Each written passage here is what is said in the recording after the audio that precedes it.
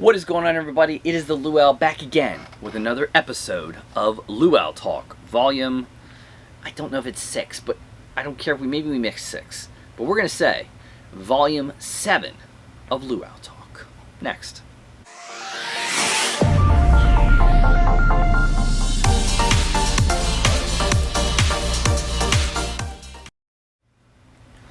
Hi everyone, welcome back to the channel. Thank you for coming to join me on another Luau Talk video where we talk about a topic, and we're going to show you a little bit of a set that we put together as well. Something a little fun, a little different. You know, a little this, a little that.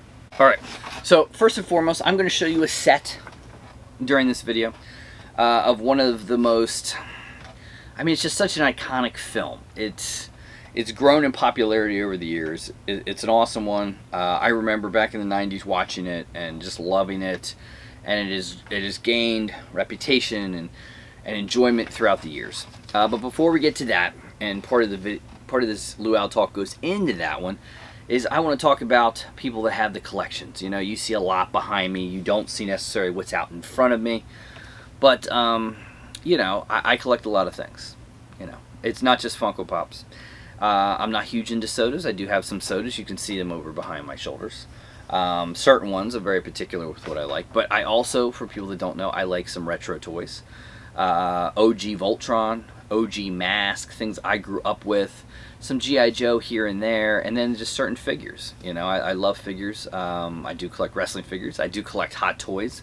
I do collect Sports Enter Bay figures, which are almost like the Hot Toys of sports collectible figures.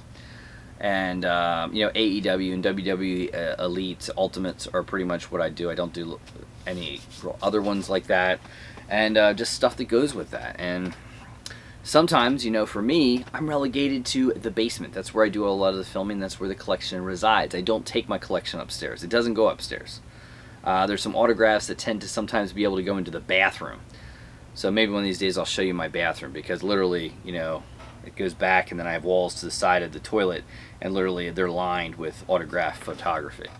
I like it, what can I say?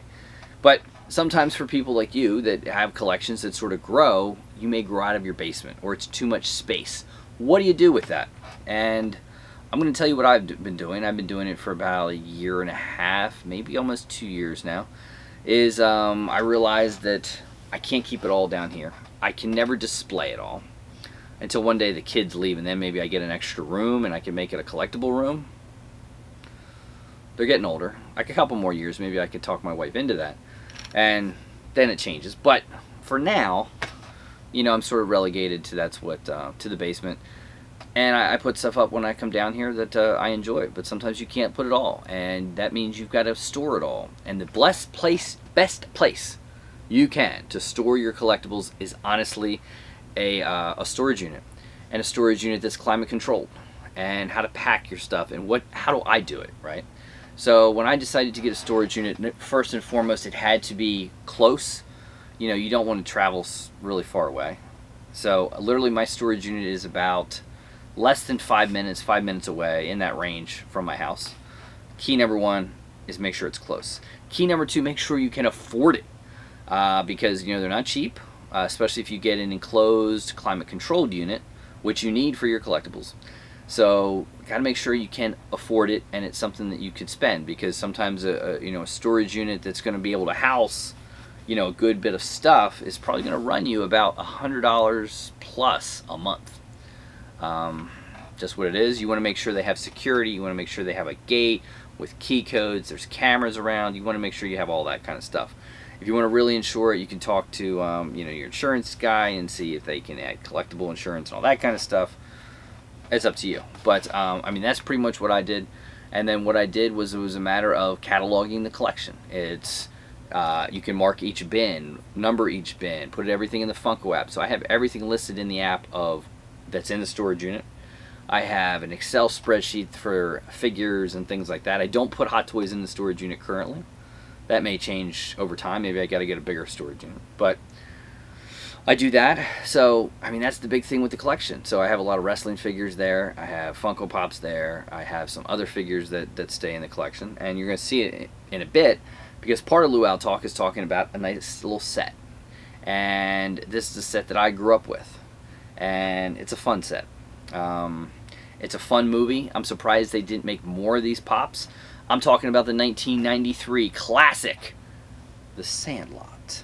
So I'll show you a little couple maybe pictures of the movie. You can see that Sandlot, 1993. It's a PG movie. It's good for kids, and you had some great young actors playing in it. Patrick Renna, who played Ham, was in a lot of different. People might remember him from Big Green. Played in a lot of films. Very iconic face. You had Mike Vitar, who unfortunately played in Mighty Ducks, has quit acting. We'll talk about that in a minute. You had some other kids, Chauncey Laparde, Mike York, Brandon Quinton Adams, who played in a lot of different movies, The People Under the Stairs, I believe. And don't forget, you had Dennis Leary in there, you had Karen Allen in there, you had James Earl Jones in there. Those are pretty much the big actors with the kids and everything like that. And again, 1993, was it a huge success? No, it spawned other movies. They made a Sandlot 2. They made The Sandlot Heading Home, which were just more like made for DVD type things. Nothing really. I'm not a big fan of when they try to redo movies. You know what I mean? Not my thing. But I know people like Clint who went far between to get autographs and try to complete the autograph collection of The Sandlot. And of course, Mike Vitar, one of the big ones, because he quit acting. He doesn't do conventions and things like that. A very tough autograph to get.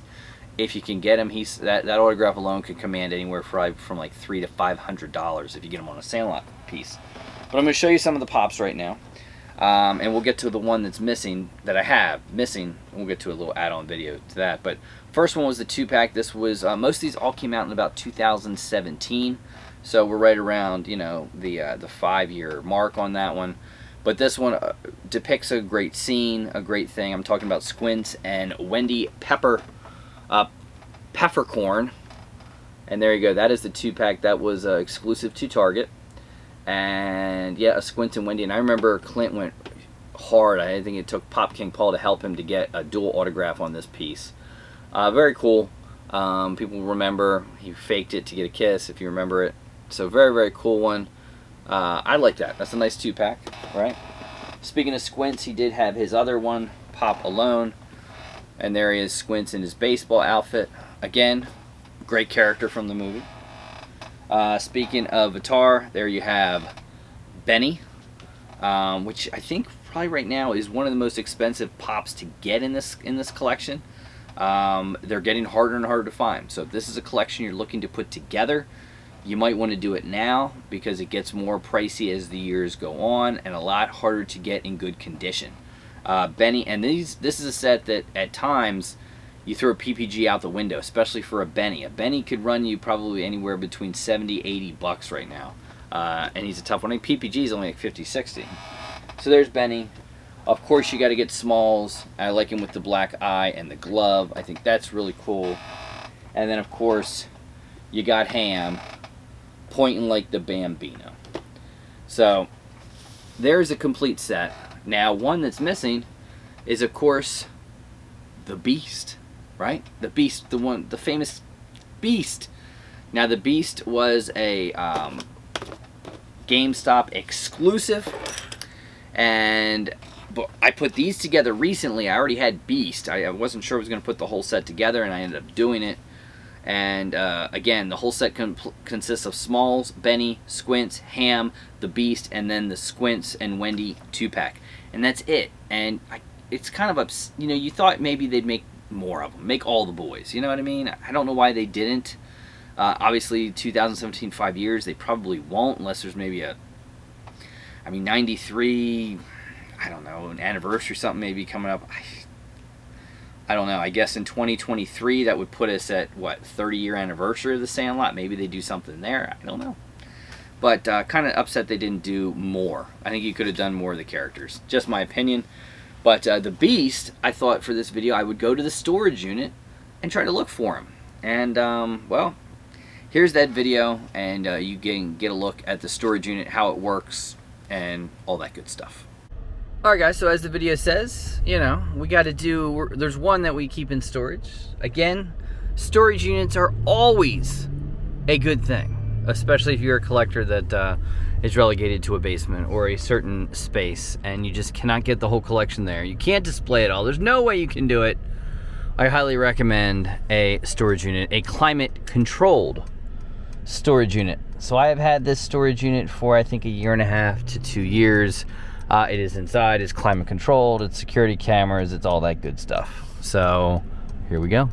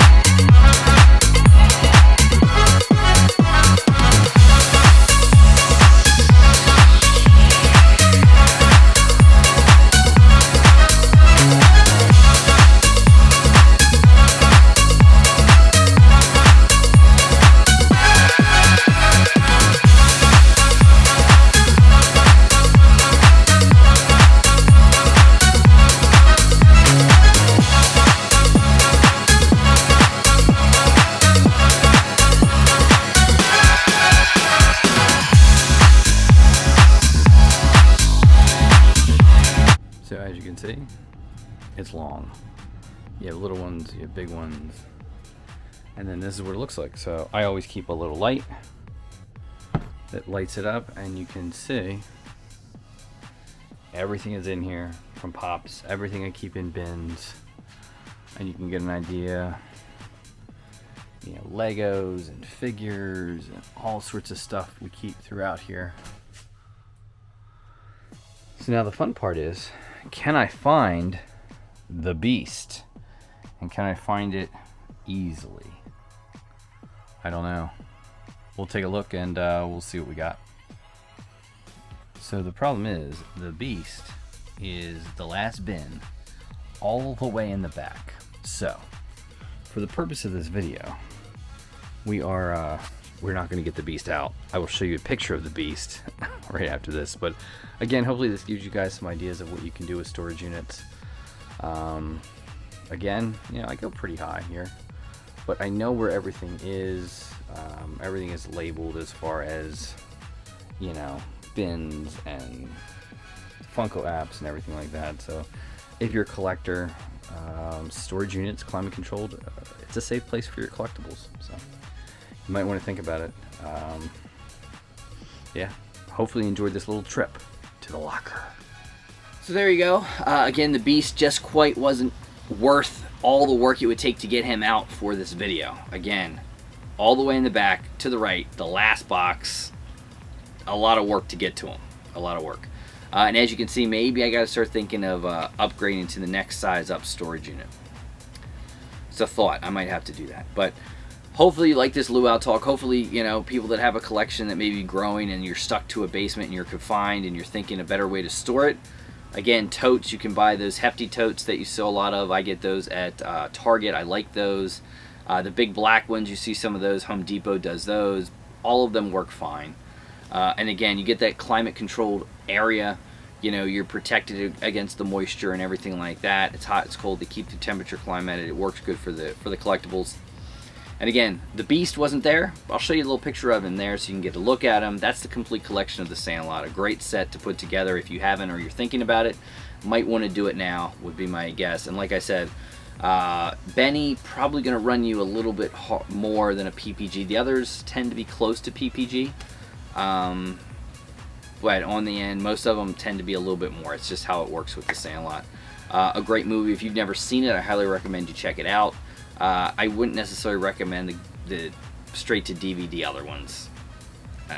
Not my thing when they do that, but hopefully you enjoyed this talk of Luau Talk. Hopefully it could help you, and you know, if you have a collection that's ballooning, storage unit could be well worth it. And if you sell, and you sell on whatnot, and you have like a store where you're doing a lot of selling and things like that, for tax purposes, you could write off a storage lot. Not necessarily if you're not selling. You know, you got to be able to sell the stuff and move it like that. But if you do, it is a tax write-off, so keep that in mind as well. And thanks for joining this episode of Luau Talk, and we will see you on the next one, episode 8. And hey, if there's a topic you want to discuss and you want me to discuss, message me down below. I'd love to talk about it on the next episode of Luau Talk.